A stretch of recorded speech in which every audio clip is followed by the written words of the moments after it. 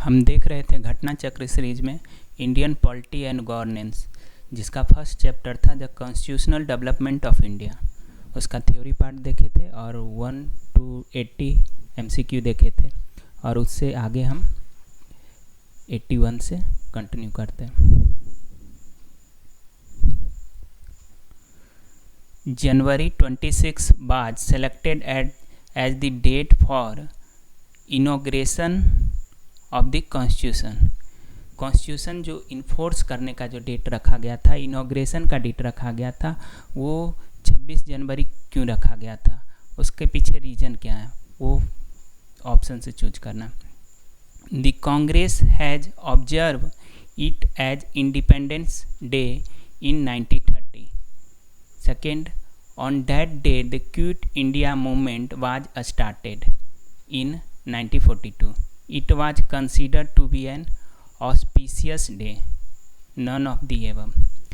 तो जो 26 जनवरी हमारा रखा गया था इनॉग्रेशन का डेट, उसके पीछे जो हमारा रीजन था, मेजर रीजन इंडिपेंडेंस डे था।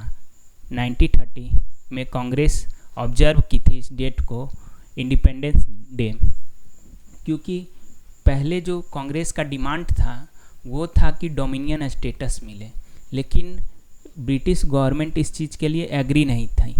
और जो हमारा सेशन हुआ कांग्रेस का 29 में लाहौर में, उसमें डिसाइड किया गया जवाहरलाल नेहरू की तरफ से और सुभाष चंद्र बोस के सपोर्ट से कि हमें पूर्ण स्वराज चाहिए, यानी फुल इंडिपेंडेंस चाहिए।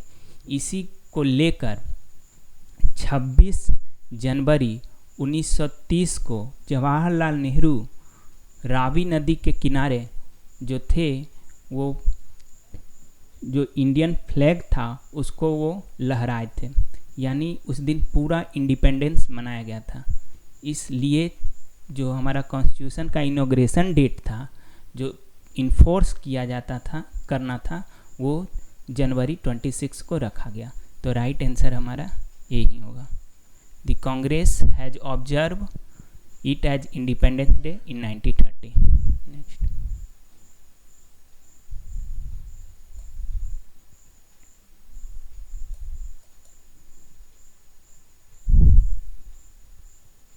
The constitution was adopted by constitution assembly on. Constitution कब अडॉप्ट किया गया था कॉन्स्टिट्यूशन असेंबली के द्वारा? तो एडॉप्शन डेट हमारा था 26 नवंबर 1949, और इन फोर्स कब हुआ था, यानी फोर्स में कब लाया गया था? 26 जनवरी 1950 को।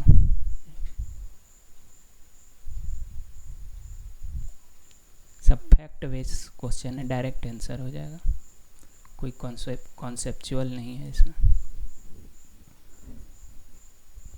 The constitution of India was enacted on 26 November 1949 by. जो कॉन्स्टिट्यूशन इंडिया इनेक्ट किया गया था 26 नवंबर 1949 को, वो किसके द्वारा किया गया था? Constitution assembly, governor general of India, parliament of India, British parliament. British parliament से तो अथॉरिटी ख़त्म कर दिया गया था, हमें सॉवरेनिटी मिल चुकी थी, इंडिपेंडेंस थे, हम लोग सॉवरेन थे। उसके बाद गवर्नर जनरल ऑफ इंडिया नहीं, हमारा पूरा ऑटोनॉमी था। और ब्रिटिश पार्लियामेंट जैसा कुछ चीज़ हुआ नहीं था, टेम्प्रोरी बेसिस पर जो लेजिस्लेटिव, जो हमारा कॉन्स्टिट्यूशन असेंबली था वही हमारा लेजिस्लेशन भी देख रहा था, उसका टेम्प्रोरी इंटरिम गवर्नमेंट जो थी। तो ये भी नहीं होगा, जो हमारा इनेक्टेड किया गया था कॉन्स्टिट्यूशन असेंबली द्वारा, क्योंकि फुल पावर जो दिया गया था हमारा कॉन्स्टिट्यूशन असेंबली को दिया गया था कि कॉन्स्टिट्यूशन हमारा इनेक्ट किया जाए, और इसको जो इन्फोर्स करने का पूरा काम था वो कॉन्स्टिट्यूशन असेंबली को दिया गया था, और उसके बाद वो डिजॉल्व हुआ था। नेक्स्ट,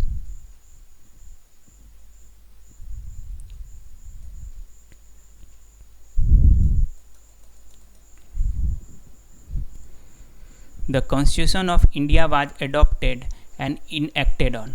एडॉप्ट कब कर लिया गया था, इनेक्ट कौन कर लिया गया था? Same question, 26 November 1949। Next,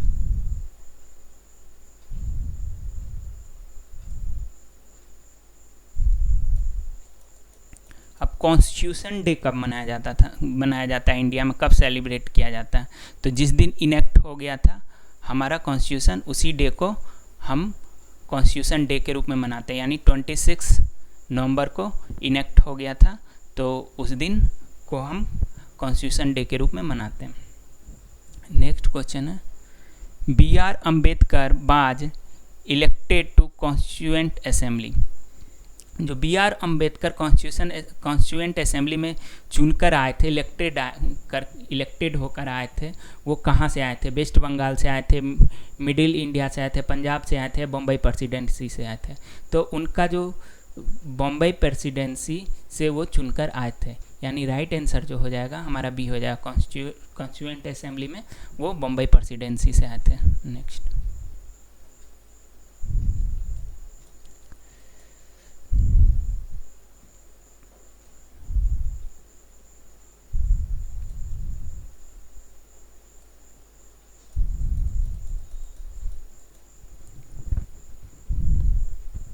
year of birth and death of BR Ambedkar.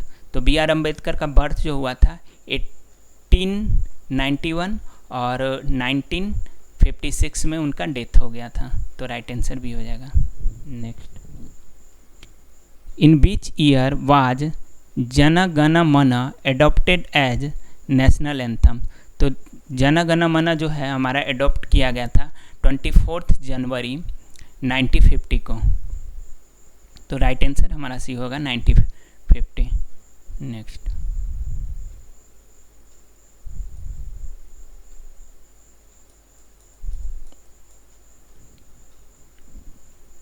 The state emblem was adopted by government of India. State emblem कब अडॉप्ट किया गया था? गवर्नमेंट ऑफ इंडिया द्वारा। तो ये हमारा स्टेट एम्बलम जो हुआ था 26 जनवरी 1950 को अडॉप्ट किया गया था। ये जो अशोक पिलर जो सारनाथ में है, वाराणसी के सारनाथ में अशोक पिलर, वहाँ से हमारा स्टेट एम्बलम को लिया गया था और इस चीज़ को अडॉप्ट किया गया था गवर्नमेंट ऑफ इंडिया ऑन 26 जनवरी 1950 को। नेक्स्ट,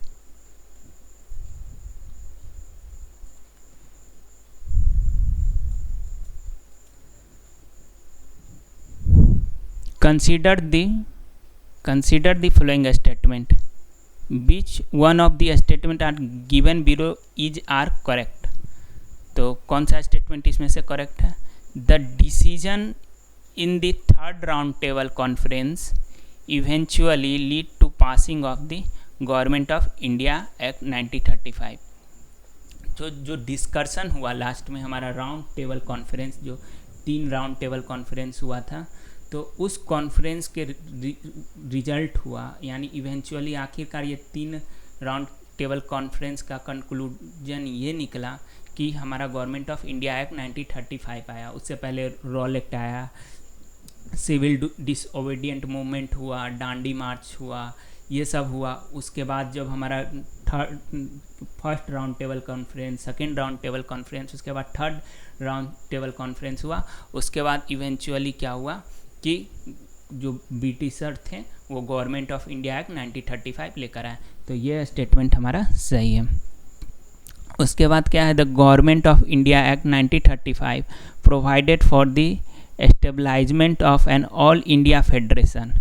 जो गवर्नमेंट ऑफ इंडिया एक्ट 1935 था वो हमको क्या प्रोवाइड किया था कि एक स्टेबलाइज कीजिए, आप ऑल इंडिया फेडरेशन बनाइए based on union of the province, यानी एक यूनियन बनाइए, है ना, जिसमें प्रोविंसेज हो, ब्रिटिश प्रोविंस हो और इंडिया का जो ब्रिटिश प्रोविंस है वो हो और प्रिंसली स्टेट हो। तो ये दोनों को मिलाकर एक ऑल इंडिया फेडरेशन बनाने की बात हुई थी 1935 के द्वारा।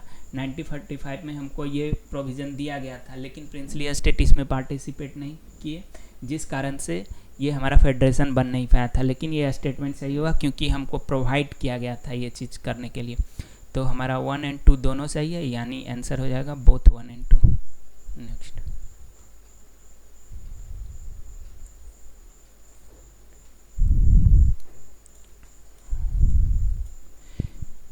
हियर द 2 स्टेटमेंट, यहाँ 2 स्टेटमेंट दिया हुआ है, एक स्टेटमेंट ए और reason A. In relation to aforesaid which one is true। ये एसर्सर रीजन का क्वेश्चन है। इसमें क्या होता है कि दो स्टेटमेंट दिया रहता है, तो एक स्टेटमेंट दूसरे स्टेटमेंट्स पे डिपेंडेंट है कि नहीं, ये चीज़ भी क्वेश्चन में पूछा जाता है। तो पहला ऑप्शन जो होता है, अगर स्टेटमेंट ए सही हो और स्टेटमेंट सेकेंड भी सही हो और स्टेटमेंट ए का रीजन अगर सेकेंड स्टेटमेंट हो, तो हमारा ऑप्शन एक सही होता है। और अगर हमारा स्टेटमेंट ए भी सही हो, स्टेटमेंट बी भी सही हो, लेकिन ए बी का करेक्ट एक्सप्लानेशन नहीं हो, तो उस केस में हमारा बी सही होता है। और उसके बाद दो स्टेटमेंट रहता है, उसमें ए अगर सही हो और बी अगर रॉन्ग हो तो सी होता है हमारा सही। और अगर ए और बी दोनों रॉन्ग हो तो उस केस में हमारा दोनों स्टेटमेंट रॉन्ग होने के केस में डी आंसर होता है। हर जगह ऑप्शन ऐसे ही फॉर्म होता है। तो हम स्टेटमेंट देखते हैं। पहला statement, the constitution of India provided for all necessities of the country. हाँ, कॉन्स्टिट्यूशन ऑफ इंडिया जो था हमको प्रोवाइड किया था, जो कंट्री का जितने भी नेसेसिटीज़ थे उस चीज़ को प्रोवाइड किया गया था, उसमें लिखा गया था। क्योंकि इतना बल्क था और ब्रॉड कॉन्स्टिट्यूशन बनाया गया था, जो बहुत सारे कंट्री से वो अडॉप्ट किया गया था।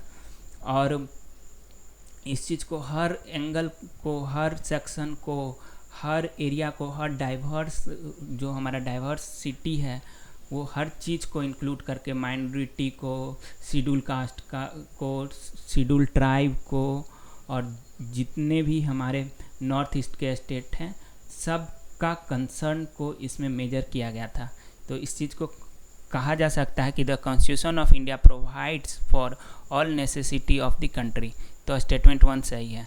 ठीक, इट इज़ नॉन और कॉल्ड एज एडॉप्टेड कॉन्स्टिट्यूशन। हाँ, ये अडॉप्टेड कॉन्स्टिट्यूशन था क्योंकि हम बहुत सारे कंट्री से, Irish, America, Britain, USSR, UK, Germany, Japan, बहुत सारे कॉन्स्टिट्यूशन से हम इस चीज़ को लिए थे। फ्रांस रिवॉल्यूशन से भी हम लेकर आए थे बहुत सारा चीज़ को। तो ये हाँ एडॉप्टेड था, तो ये स्टेटमेंट सही है।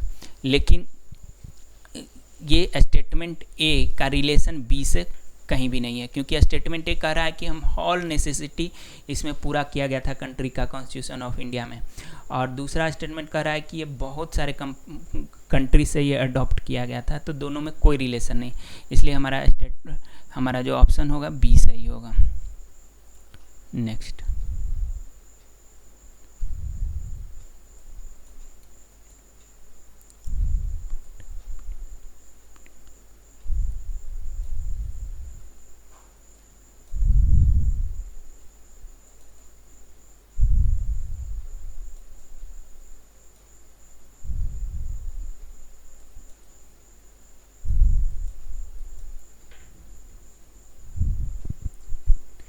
deferment of adult franchise for 15 year was advocated in Constitution Assembly। जो एडल्ट फ्रेंचाइजी को 15 साल के लिए एक्सटेंड कर देना चाहते थे, उसका जो वकालत किए थे कि अभी हम एडल्ट फ्रेंचाइजीज नहीं देंगे, यानी सभी जो सिटीज़न हैं 18 साल से ऊपर के, उनको हम एडल्ट फ्रेंचाइजी नहीं दें और इसको हम 15 साल बाद दें, इस चीज़ को फेवर किए थे। वो कौन थे? तो वो हमारे थे मौलाना आज़ाद। इन्होंने इस बात को रखा था, लेकिन जवाहरलाल नेहरू और राजेंद्र प्रसाद ये थे फेवर में कि हम अभी ही देंगे एडल्ट फ्रेंचाइजी, इसलिए एडल्ट फ्रेंचाइजीज हमारा तुरंत मिल गया था। तो जो हमारा 15 साल के लिए एक्सटेंड कर देने का वकालत किए थे वो मौलाना आज़ाद थे। राइट आंसर हमारा हो जाएगा C. Next,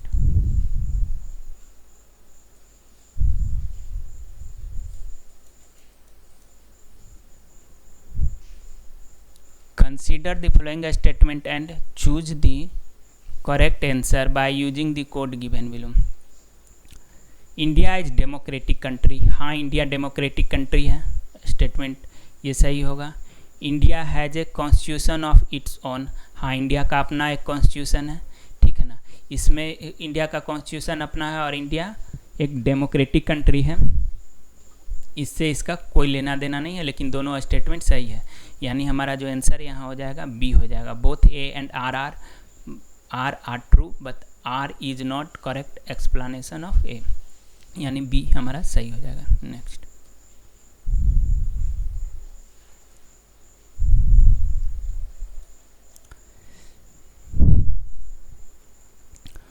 who among the following advised that the Indian National Congress should be disbanded as a political party after independence of India?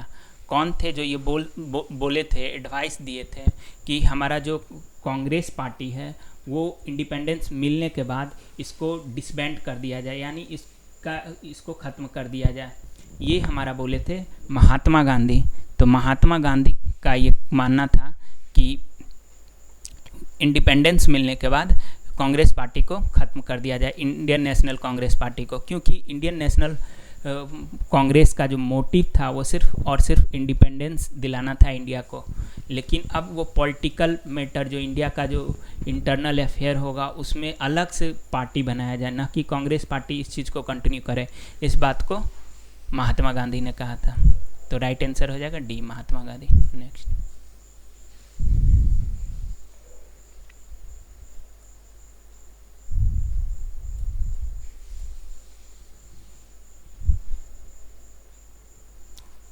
Who was the president of Indian National Congress at the time of partition of India? India के partition जब India और पाकिस्तान बना था उस समय Indian national Congress के president कौन थे? तो वो हमारे जे.बी. कृपलानी थे। जे.बी. कृपलानी उस समय प्रेसिडेंट थे इंडियन नेशनल कांग्रेस के जब इंडिया और पाकिस्तान का बंटवारा हुआ था। तो राइट आंसर ये होगा। नेक्स्ट,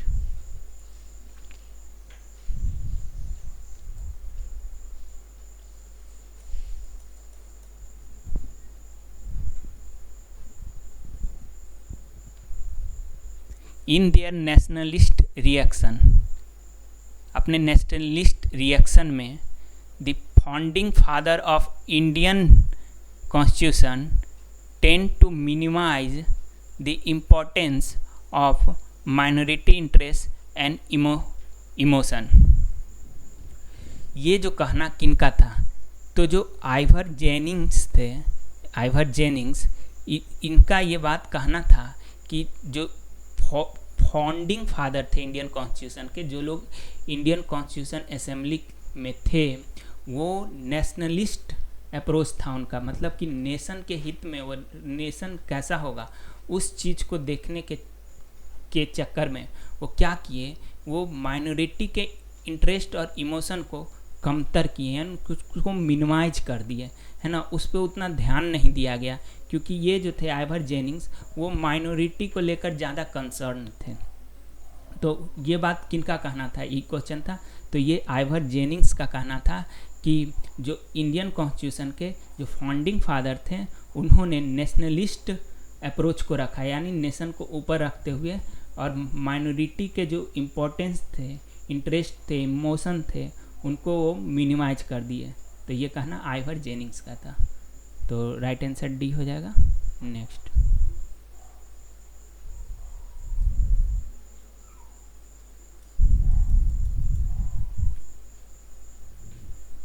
द कॉन्स्टिट्यूशन असेंबली बाज कांग्रेस एंड कांग्रेस बाज इंडिया, हु सेड दिस, है ना। तो ये किसने कहा था कि कॉन्स्टिट्यूशन असेंबली है वही कांग्रेस है और जो कांग्रेस है वो इंडिया है? तो ये ऑस्टिन ने कहा था। ऑस्टिन का कहना था कि हमारा कॉन्स्टिट्यूशन असेंबली जो है, क्योंकि उसमें जब मुस्लिम लीग छोड़कर चले गए थे, प्रिंसली स्टेट पार्टिसिपेट नहीं किए थे, तो कांग्रेस मेंबर ही बच गए थे और कुछ इंडिविजुअल बच गए थे, इसलिए उसको वो बोले कि कांग्रेस है। लेकिन हमारा जो पार्टिसिपेशन था ऑल ओवर कंट्री से था, हर सोसाइटी के लोग थे, हर कल्चर के लोग थे, हर धर्म के लोग थे, हर लोग थे उस कांग्रेस पार्टी में। तो ये कहना कि इंडियन कांग्रेस में जो था वो पार्टिसिपेशन नहीं था, पार्टिसिपेशन तो था, इंडिया के हर एक लोग का था, हर सेक्शन का उसमें पार्टिसिपेशन था। लेकिन कहा गया, इनका जो बोलने का तरीका था वो बोले कि constitution assembly was Congress and Congress was India, Austin का कहना था। Next question, who said India as a quasi federal state. तो क्वासी फेडरल स्टेट है इंडिया, ये किनका कहना है? ये केसी वियर्स का कहना है। केसी वियर्स। क्वासी फेडरल क्या होता है? क्वासी फेडरल स्टेट का मतलब सीधा सा हो जाता है कि दो सेक्शन ऑफ गवर्नमेंट, यानी एक सेक्शन ऑफ गवर्नमेंट जैसे सेंट्रल गवर्नमेंट हो गया और एक स्टेट गवर्नमेंट हो गया। यहाँ क्या होता है? पावर का डिवीजन होता है। सेंट्रल सब्जेक्ट अलग होता है, स्टेट सब्जेक्ट अलग होता है, कॉन्करेंट सब्जेक्ट अलग होता है। तो इसमें अगर ज़्यादा पावर अगर दे दिया जाए सेंटर को तो क्या होगा? सेंट्रल टिल्ट फेडरल स्ट्रक्चर हो जाएगा। अगर स्टेट को ज़्यादा पावर दे दिया गया तो स्टेट टिल्ट फेडरल स्ट्रक्चर हो जाएगा। तो क्वासी मतलब अगर किसी तरफ भी अगर झुक गया, इक्वल डिवीजन ऑफ पावर नहीं है, तो वो क्वासी हो जाएगा।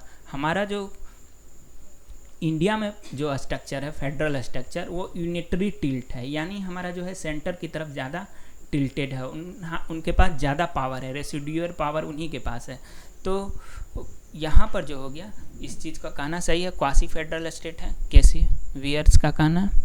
तो आंसर सही हो जाएगा हमारा 99 का D. Next,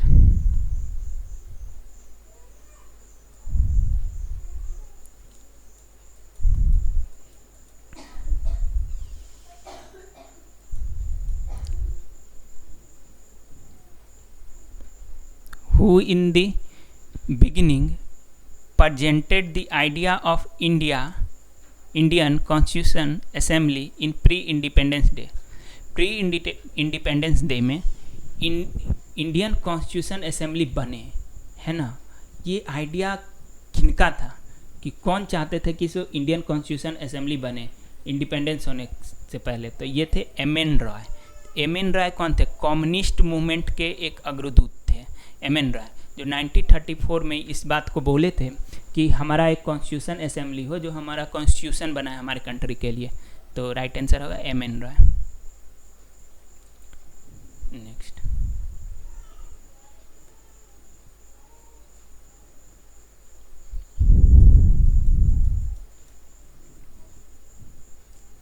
it is an agreement of free will to be terminated by free wills।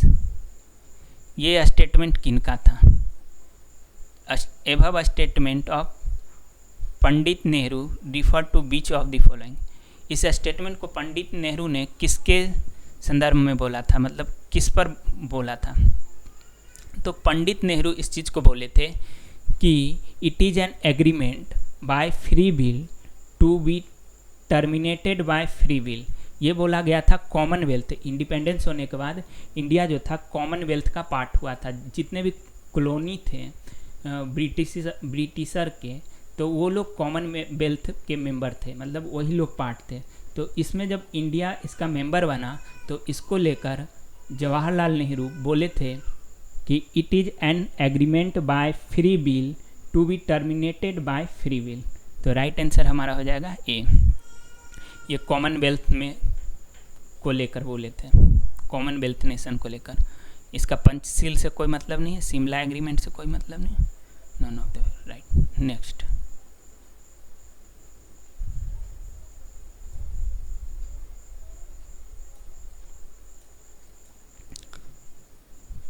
How many women member was there in Indian constitution assembly? तो टोटल 15 मेंबर थे इंडियन कॉन्स्टिट्यूशन असेंबली में। Fact based question है। The state and centre government derive power from. State and centre government को power कहाँ से मिलता है? तो ये हमारा मिलता है कॉन्स्टिट्यूशन ऑफ इंडिया से। कॉन्स्टिट्यूशन ऑफ इंडिया हमें पावर ड्राइव करती है। द प्रेसिडेंट ऑफ इंडिया नहीं, ये पावर ड्राइव नहीं करते। प्राइम मिनिस्टर ऑफ इंडिया नहीं। हमारे यहाँ कॉन्स्टिट्यूशन सुप्रीम है, कॉन्स्टिट्यूशन सुप्रीमेसी है। तो हमारा स्टेट एंड सेंटर गवर्नमेंट जो पावर ड्राइव करती है द कॉन्स्टिट्यूशन ऑफ इंडिया से। तो राइट आंसर हमारा ए हो जाएगा। और पिछले लेक्चर में एक क्वेश्चन रह गया था कि हमारा जो नेशनल फ्लैग है उसका हमारा ब्रीथ और लेंथ का जो रेशियो है ये क्या होगा? तो हमारा जो ब्रीथ और लेंथ का जो रेशियो था वो 2 1:3 होगा। वहाँ पर हम मिस्टेक कर दिए थे, 1:2 कर दिए थे। तो ये देख लीजिएगा, जो हमारा नेशनल फ्लैग है उसका ब्रीथ और लेंथ का रेशियो 2:3 होगा, 2:3 होगा। और ये चैप्टर हमारा कंप्लीट हो चुका है, the constitutional development of India, और हम यहाँ कंक्लूड करते हैं। Thank you.